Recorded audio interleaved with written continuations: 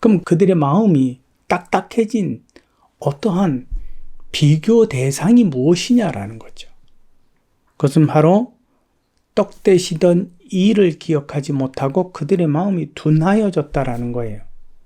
도대체 둔하여진 것과 떡 대시던 일과 무슨 연관성이 있다라는 것입니까?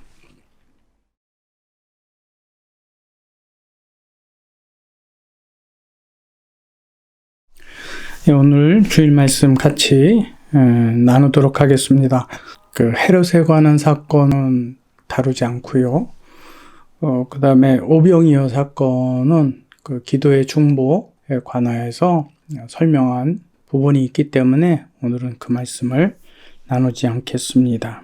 다만 오늘은 예수께서 제자들을 파송하시고 그 제자들이 돌아온 그 이후의 사건을 같이 나누도록 하겠습니다. 마가복음 6장 45절에서부터 52절까지 말씀이고요. 또 마태복음 14장 22절에서부터 33절, 이번은 좀 특이한데 요한복음 6장 15절에서부터 21절까지의 말씀, 동일한 부분이지만 기록된 내용이 조금 다릅니다. 여러분들이 같이 성경을 보시기를 바랍니다. 예수께서 즉시 제자들을 재촉하사 이제 오병이어의 사건이 끝났습니다. 끝나고 나서 예수께서 제자들을 재촉하사 자기가 무리를 보내는 동안 배에 타고 앞서 건너편 벳세다로 가게 하시고 무리를 작별하신 후에 기도하러 산으로 가시니라. 저물매 배는 바다 가운데 있고 예수께서는 홀로 무태 계시다가 바람이 거스름으로 제자들이 힘겹게 노젓는 것을 보시고 밤 사경쯤에 바다 위로 걸어서 그들에게 오사 지나가려고 하시매 제자들이 그가 바다 위로 걸어오심을 보고 유령인가 하여 소리 지르니 그들이 다 예수를 보고 놀람이라. 이에 예수께서 곧 그들에게 말씀하여 이르시되 안심하라. 내니 두려워하지 말라 하시고 배에 올라 그들에게 가시니 바람이 그치는지라. 제자들이 마음에 심히 놀라니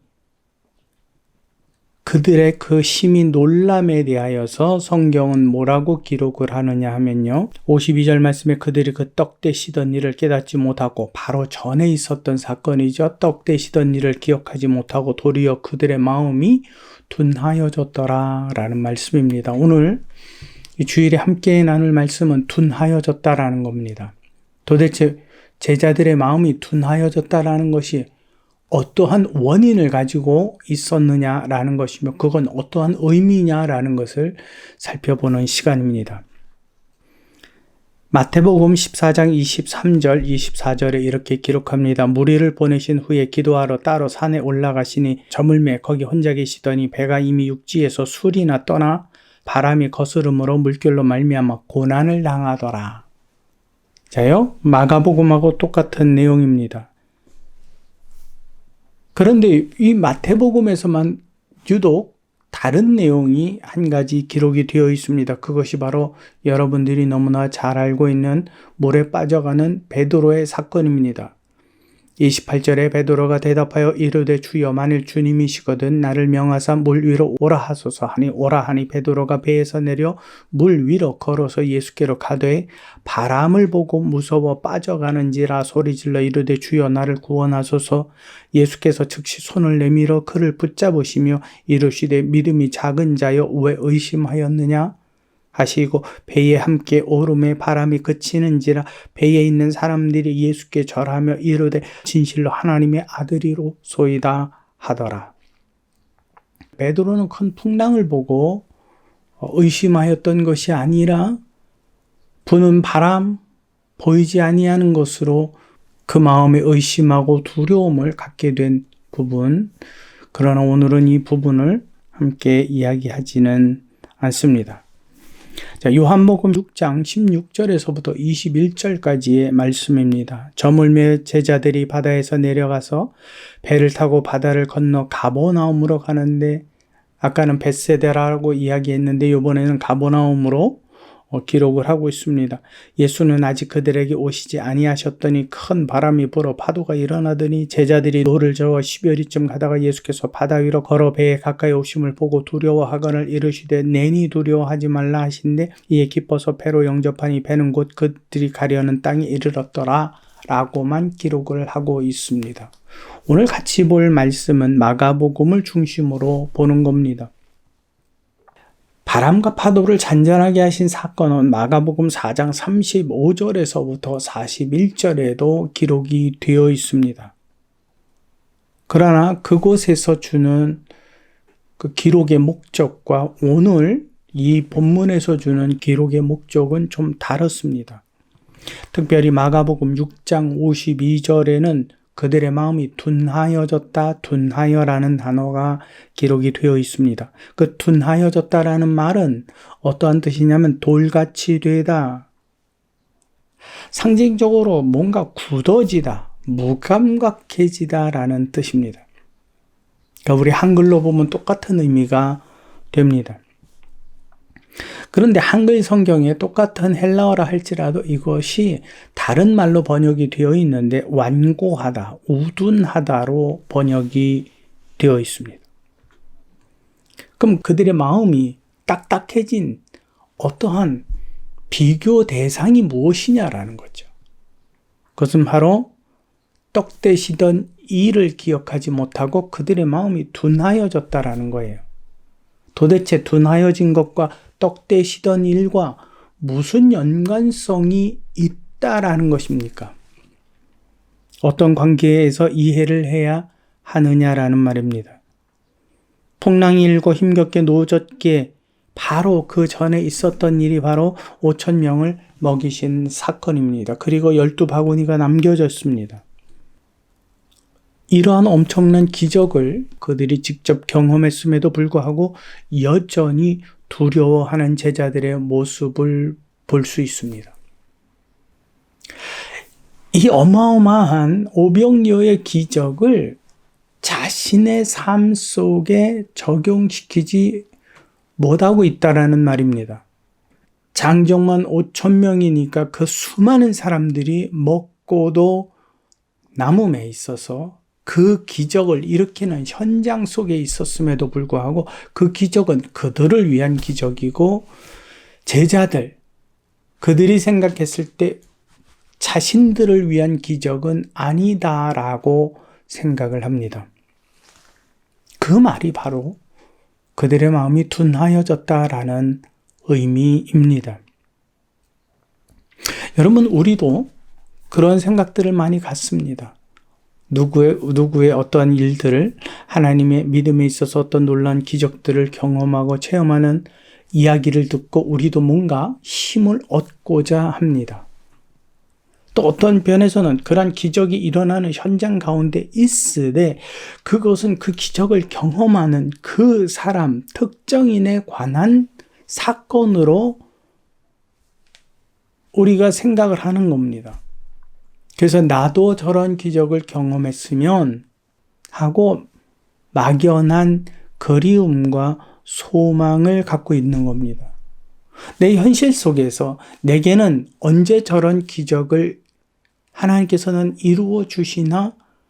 라고 일어난 기적과 나와 분리되어서 생각을 합니다. 예수께서 수많은 무리를 먹이심 속에는 제자들도 같이 있었습니다. 그것은 바로 개개인 모든 이들에게 너희에게 동일한 기적을 베풀어 주는 것이다 라는 의미를 가지고 있는 겁니다. 어째서요? 그들 모두는 그 자리에 자기의 음식을 가지고 온 자가 없었기 때문에 그렇습니다. 그러므로 그들이 5,000명의 그 먹이시는 그 기적을 경험한 그 경험은 어느 특정인에게만 해당되는 기적이 아니라 모두에게 허락하신 예수님의 기적이고 너를 위하여서 행하는 기적이다라는 말씀입니다. 근데 제자들은요, 예수님을 믿는다고 예수님을 존경한다고, 예수님을 안다고, 예수님의 제자가 되겠다라고 자기의 모든 것을 버리고 남겨두고 따랐을지언정 예수님과 자기 자신을 분리했고 또 다른 이들과 자신을 분리했고 그리스도께서 행하시는 기적과도 자신을 분리시켜 버렸습니다. 그렇기 때문에 예수께서는 그 제자들을 향하여서 믿음이 적은 자여 라고 말씀하신 겁니다. 여러분, 오늘 성경에 이와 같은 기적이 기록이 되어 있습니다. 오병이어의 기적, 또 바람과 파도를 또 잔잔케 하신 예수님의 기적은 성경에 기록된 그들에게만 적용이 되는 기적이 아니라 오늘 그 말씀을 읽는 저와 여러분들에게도 베푸시는 기적이라는 사실입니다. 이것을 여러분들은 믿으십니까? 예수님을 따르는 제자들도 거기에 관하여서 안다고, 믿는다고, 받아들인다고, 인정한다고 따랐지만 사실은 그들은 다 분리된 존재였습니다. 그렇다면 오늘 예배에 참석하시는 여러분들은 어떠한 생각을 가지고 그 예배에 가서 예수님의 말씀을, 하나님의 말씀을 읽습니까?